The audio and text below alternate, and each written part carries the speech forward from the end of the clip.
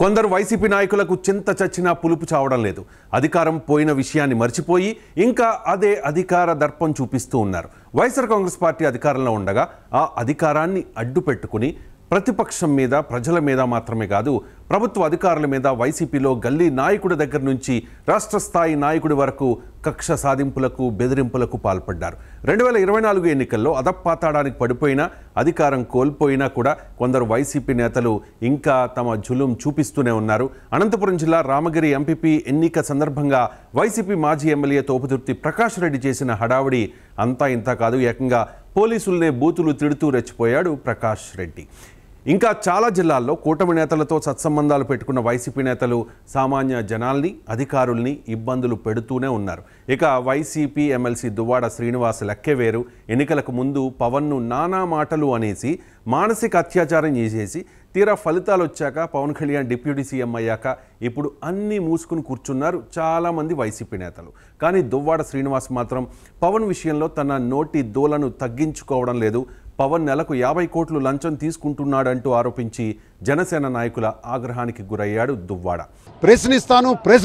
ప్రశ్నిస్తానన్న సొల్లు కబుర్లు చెప్పిన ఈ పవన్ కళ్యాణ్ ఎక్కడున్నాడో తెలియదు, ఏమైపోయాడో తెలియదు, ప్రశ్నించే గొంతు ఎందుకు మోగబోయిందో తెలియదు. నెలకంట 50 కోట్లు పవన్ కళ్యాణ్కి ఇస్తుందంట ఈ కూటమి ప్రభుత్వం. చంద్రబాబు నాయుడు 50 కోట్లు నీకు ఇస్తాను, నేను ఏం చేసుకున్నా నువ్వు ప్రశ్నించుకో అన్నారంట. అందుకే నోరు మోగబోయిందంట.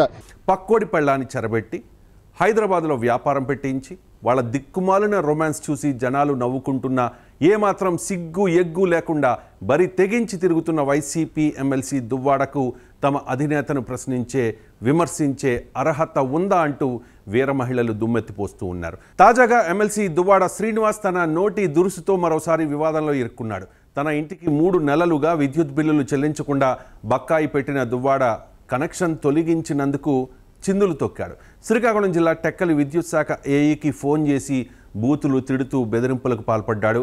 ఆ ఆడియో సామాజిక మాధ్యమాల్లో వైరల్గా మారింది.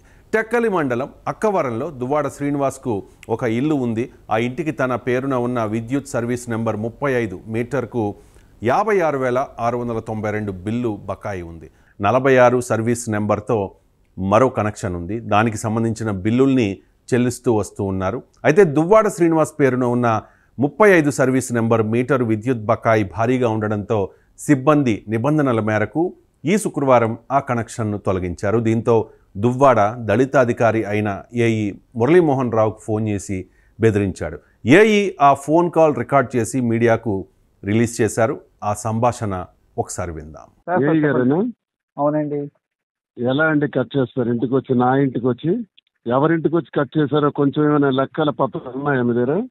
మేడం గారికి 4-5 సార్లు చెప్తాను సార్. నా ఇంటికి వచ్చి, ఒక ఎమ్మెల్సీ ఇంటికి వచ్చి నువ్వు కట్ చేసావంటే నీకు ఎంత ధైర్యం అబ్బా? నీకు ఒక 40-50 కనెక్షన్స్ ఇస్తాను, దమ్ముంటే కట్ చేయి.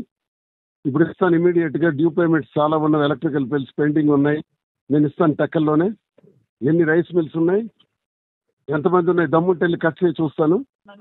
ఎవరితో పెట్టుకుంటున్నావు నువ్వు? కట్టిన బిల్లు ఎలా కట్ చేస్తావు నాకు చెప్పు. నీ మీద కన్స్యూమర్ కోర్టుకి వేసి లాగి నీ జీవితం మొత్తం చీడ్చి పెడతాను. ఎవరితో పెట్టుకున్నావు చూపెడతాను. కట్టిన బిల్లు, డి మాధురి పేరున బిల్లు కట్టుంది. నువ్వు ఏ రైట్స్ తో కట్ చేసావో నాకు చెప్పు ఇప్పుడు ఎక్స్ప్లెనేషన్. మాధురి నేను అడగలేదు సార్, ఓన్లీ అక్వరం ఉంది కదా, శ్రీనివాస్ ఇంటికి ఏదైతే ఇల్లు ఉందో ఆ ఇంటికి డి మాధురి పేరున కరెంటు బిల్లు పేమెంట్ అయిపోయి 1 వారం రోజులు అయింది. ఏ ధైర్యం కట్ చేసావు? నీ కోర్టుకు లాగుతాను, నీ ఉద్యోగానికి నరకం చూపెడతాను. నువ్వేదో తెలుగుదేశం వాడు అయి ఉండొచ్చి ఇక్కడ నా ఇంటి మీదకి వచ్చావు. ఎంత ధైర్యం నీకు? ఎంత ధైర్యమే నీకు? ఇప్పుడు దాంట్లో ఇక్కడ నుంచి పార్టీ చేస్తాను చూడు. టెక్కల్లో ఉద్యోగం నువ్వు ఎలా చేస్తావు నీకు చూస్తాను, నీకు చెప్తాను ఇవాళ. టెక్కల నుంచి నువ్వు పారిపోయేలా చేస్తా, ఉద్యోగం ఎలా చేస్తావో చూస్తా అంటూ దువ్వాడ శ్రీనివాస్ ఎలా రెచ్చిపోతూ ఉన్నాడో విన్నారు కదా. వాడుకున్న కరెంటుకు బిల్లు కట్టకుండా తప్పేమో తన వైపు పెట్టుకుని తిరిగి ప్రభుత్వ అధికారినే బెదిరిస్తూ ఉన్నాడు దువ్వాడ వ్యవహారాన్ని ప్రభుత్వం చాలా సీరియస్గా తీసుకున్నట్లుగా సమాచారం. వైసీపీ అధికారంలో ఉండగా దువ్వాడ చేసిన అవినీతిని, అక్రమాలని వెలికితీసే పనిలో ఉన్నారట కూటమి నేతలు. త్వరలో దువ్వాడకు కూడా వల్లభనేని వంశీ, పోసాని, బోరుగడ్డల్లా ట్రీట్మెంట్ స్టార్ట్ అవుతుందని సమాచారం. పక్కోడి పెళ్ళాన్ని చెరబట్టి హైదరాబాద్లో వ్యాపారం పెట్టించి వాళ్ళ దిక్కుమాలిన రొమాన్స్ చూసి జనాలు నవ్వుకుంటున్నా ఏమాత్రం సిగ్గు ఎగ్గు లేకుండా బరి తెగించి తిరుగుతున్న వైసీపీ ఎమ్మెల్సీ దువ్వాడ శ్రీనివాస్కు టైం దగ్గర పడిందనే వార్త ఇప్పుడు హల్చల్ చేస్తోంది.